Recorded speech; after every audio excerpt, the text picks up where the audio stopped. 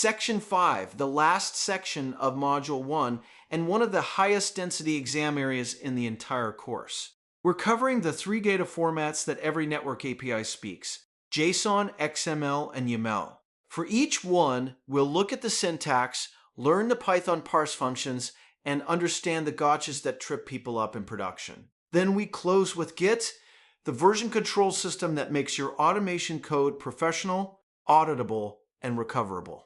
This section covers domain 1.1 and 1.2 directly, which together account for a significant slice of your exam score.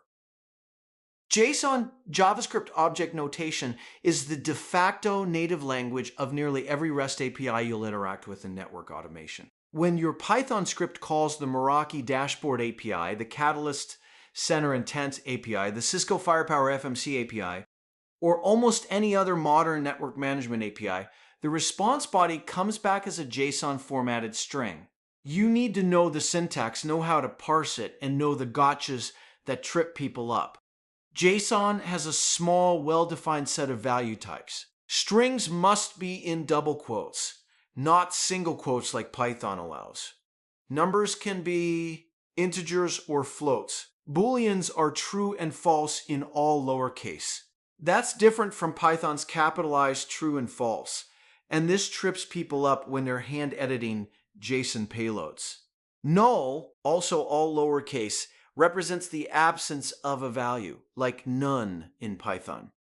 Objects are key value collections enclosed in curly braces. Name, gigabit Ethernet 00, enabled true. Arrays are ordered lists enclosed in square brackets, RTR01 FW01. Objects and arrays can nest inside each other to any depth, which is how complex API payloads like full device configurations are represented. Take a look at the side-by-side on screen. The left side shows a JSON representation of a network interface object. The right side shows the Python dict you get after parsing it. To get from left to right, you call JSON.loads. That's loads with an S for string. The C's is there because you're loading from a string, not a file.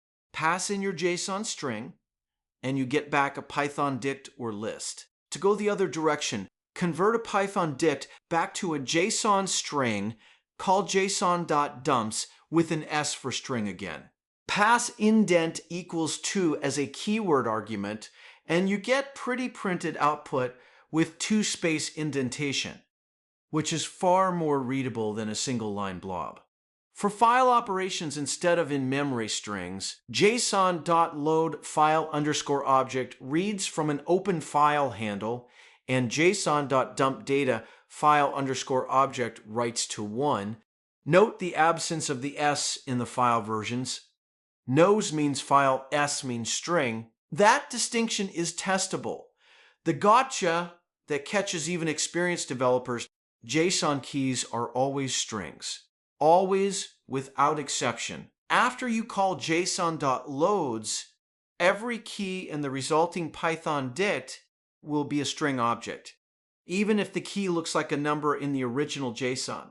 So if an API response has a field named port with value 22, you access it as data, port, a string key, not data, an integer key. Similarly, if you're building a dynamic lookup dictionary using parsed JSON data as keys, remember they're strings and account for that in your comparisons. XML, extensible markup language, is older than JSON, more verbose, and far more complex to work with, but you absolutely cannot avoid it in network automation because netcon, the network configuration protocol, communicates exclusively in XML. Every Yang modeled configuration you read from or write to a Cisco iOS XE device via netcon arrives and departs as XML. If you want to use netconf and NC client in your Python scripts, you need to know how to parse XML responses. XML is tag-based and hierarchical, meaning data is organized into a tree structure of elements. Every piece of data is wrapped in an opening tag and a matching closing tag. And tags can nest inside each other to create parent-child relationships. An element might contain an element which contains the text Gigabit Ethernet 00. Attributes provide additional metadata inside the opening tag itself. The actual data value, the text content, sits between the opening and closing tags. The absolute golden rule of XML. Every tag you open must be closed. XML that violates this well-formedness rule is invalid and will throw a parse error before you can access any of its data. NetConf responses from Cisco devices include XML namespace declarations, those XMLNs attributes that look cryptic, and you'll need to account for them in your EPSPAC queries. Python standard library includes xml.etree, element tree, which is conventionally imported as ET to keep code concise. To parse an XML string, root equals et.fromString, XML_string. This returns an element object representing the root element of the document tree. From the root, you navigate the tree using two primary methods. Root.findInterface returns the first child element whose tag matches interface, or none if there's no match. Root.findAll/interface returns a Python list of all matching child elements at the current level. To get the text content of an element, access the .text attribute element.text. To get an attribute value, call .get attribute name element.get. Enabled. For deep tree queries, element tree supports a useful subset of EPSPAC selector syntax. Root.findAllElements with the tag name anywhere in the entire tree, regardless of nesting depth. Very handy for pulling all interface names out of a complex netconf response without knowing the exact nesting structure in advance. However, if you're dealing with netconf responses that use XML namespaces extensively, and real Cisco netconf responses do, the LXML third-party library provides full XPath 1.0 support and handles namespaces far more gracefully than Element Tree.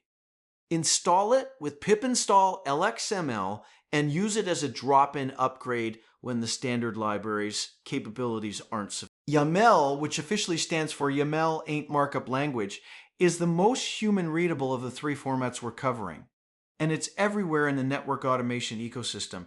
Ansible playbooks are YAML, Ansible inventory files are YAML, Kubernetes manifests are YAML. Many network automation frameworks use YAML for device inventory files and variable definitions. If you're going to work in net DevOps professionally, YAML will be a constant companion, so understanding its structure and its quirks is essential. YAML's defining characteristic is that it expresses structure through indentation rather than delimiters like curly braces or angle brackets. A simple scalar key-value pair looks like hostname RTR01, key : space value on a single line.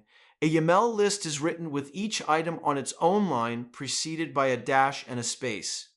RTR01, FW01. Nested mappings, the YAML equivalent of a nested dict, are written as indented key-value blocks beneath a parent key. Look at the Ansible inventory example on the left side of the slide. Hosts are organized under group names, and host variables are indented beneath each host name. That hierarchical indentation represents nested Python dicts when parsed. To parse YAML in Python, install the PyYAML library, pip install PyYAML, and import it. Import YAML.safe_load.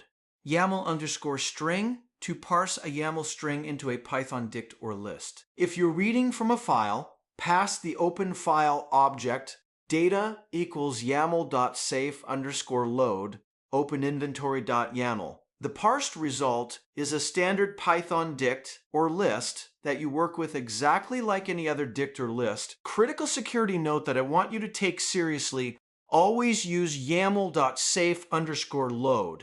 Never YAML.load. The unsafe YAML.load function can deserialize and execute arbitrary Python objects embedded in a YAML file. That means if an attacker can get a malicious YAML file into your automation pipeline, they can execute arbitrary code on your system with the privileges your script runs under. This is a real documented vulnerability. YAML.safe underscore load restricts parsing to safe YAML constructs only. Use it every single time.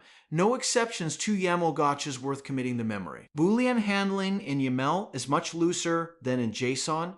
PyYAML recognizes true, false, yes, no, on, off, and all of them parse as Python booleans. This means a perfectly innocent key value pair like country. No will parse as Python false, not the string no. If you're using YAML to store country codes or other values that happen to look like booleans, wrap them in quotes. Country, no. And tabs, YAML explicitly does not allow tab characters for indentation. Spaces only. A single stray tab, which is completely invisible to the eye in most editors, will cause YAML.scanner at scanner error at parse time.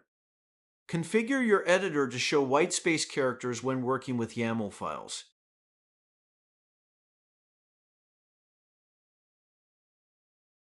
Let's put all three formats side by side because this is exactly the kind of comparison the 200901 exam loves to test. The exam will show you a sample payload, ask you to identify the format, and ask which Python function parses it.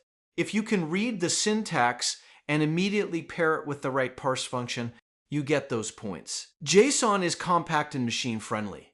The defining visual signature, curly braces for objects, square brackets for arrays, double quoted keys, and either double quoted string values or unquoted numbers and booleans. No significant whitespace required. JSON is the native format of REST APIs. When Catalyst Center responds to your HTTP GET request, the response body is JSON. Parse it with JSON.loads from the JSON module in the standard library.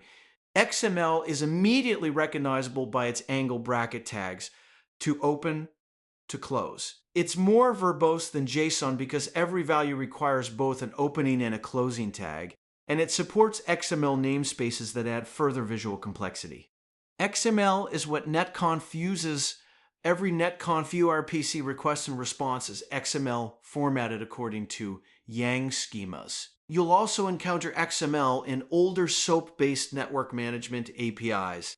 Parse it with et.fromString from xml.etree, element tree in the standard library. YAML is the most human-readable, clean key-value pairs without any surrounding syntax characters, dashes for list items, and indentation. To represent nesting, it looks like a well-organized configuration file, because that's exactly what it is. If you see indented key-value pairs with colons, no curly braces, and dashes for list items, that's YAML. Parse it with YAML.safe_load from the third-party PyYAML library. Here's the insight that will save you confusion. All three formats, despite their completely different syntax, produce the same Python data structures after parsing. JSON becomes a Python dict or list. XML becomes an element tree that you navigate with .find and .text. Effectively, a tree of nested objects. YAML becomes a Python dict or list. Once the data is in Python memory, you interact with it the same way regardless of where it came from. That's the elegance of Python as a glue language for network automation. The storage format doesn't matter once it's parsed. For the exam, look at the syntax to identify the format, then recall the correct parse function for that format. Three pairs to lock in: JSON and JSON.loads, XML and YAML.safe_load.